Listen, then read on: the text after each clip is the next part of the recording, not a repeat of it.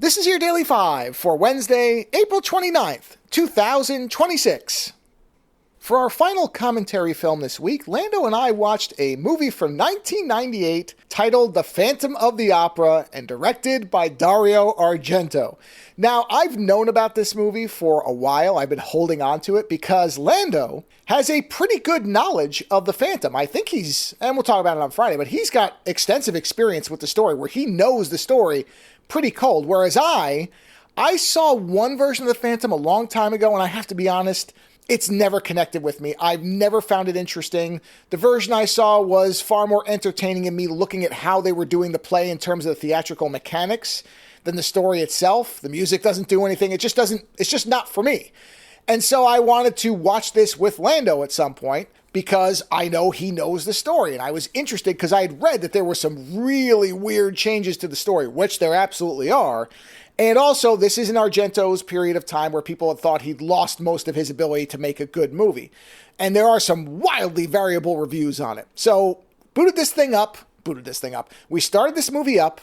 And I will tell you right off the bat, in terms of, if you want an example of the changes made, right? And this is in the opening 10 minutes, so this is not really a spoiler. This version of the Phantom is an abandoned baby who is raised by rats and has psychic powers. So think of the Penguin from Batman Returns, but with psychokinetic abilities. And you've got an idea of the Phantom's basis in this. Plus, he is not physically disfigured. In fact, he's gorgeous. He's Julian Sands in excellent physical shape. So, already, some big changes to what the Phantom is from the core story. And it just gets at times more bizarre from there in terms of some of the tone of the movie, some of the storytelling decisions. There is debate that there is footage missing from this film. I've not found anything really confirming it, but it does feel like there is a rumor that there is 40 to 50 minutes or so of the movie that was cut because the producers saw it and said it would not possibly appeal to mainstream audiences, which the released version didn't either, so they should have just left it in if it was in fact there. And it does feel, the one major problem of the movie, which is a spoiler detail, we'll get into it on Friday, it does feel like we're missing some story elements that would have set certain things up better. Now, for myself, and we'll see what Lando thinks when we discuss it in detail, I don't care. That particular change, or that story beat that feels very abrupt, while it is weird, I don't care, because I gotta tell you, this is a wonderful version of the Phantom of the Opera. I love this movie, and I think Lando was pretty entertained by it as well. This was something where it's one of these movies where once you realize that they are making such weird, specific changes, and this is a very similar situation to Del Toro and Frankenstein, where apparently Argento really loved the Phantom and always wanted to make a version, and this is what he made.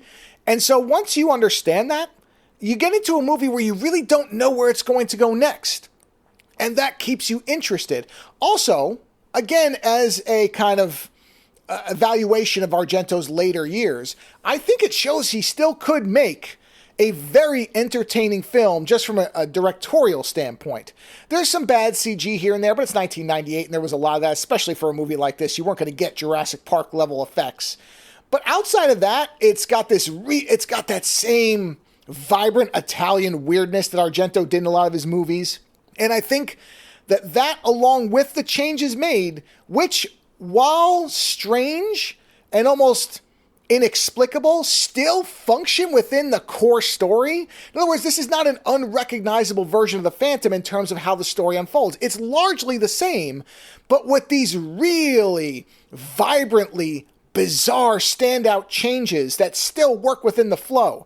And that itself is an accomplishment.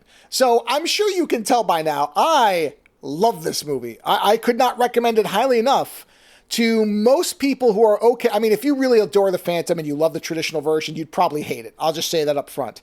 If you have a little latitude in looking for a unique interpretation of a classic story that's been done a number of times, but I'm pretty sure it's never been done like this, then I would definitely recommend watching this movie. Yes, it's nowhere near Suspiria or Argento's best. It's not. It doesn't have the colors. It doesn't have that same feeling. But it still shows he could make a good movie. And especially combined with this particular take on the Phantom, I could not possibly recommend more highly enough 1998's The Phantom of the Opera. Later.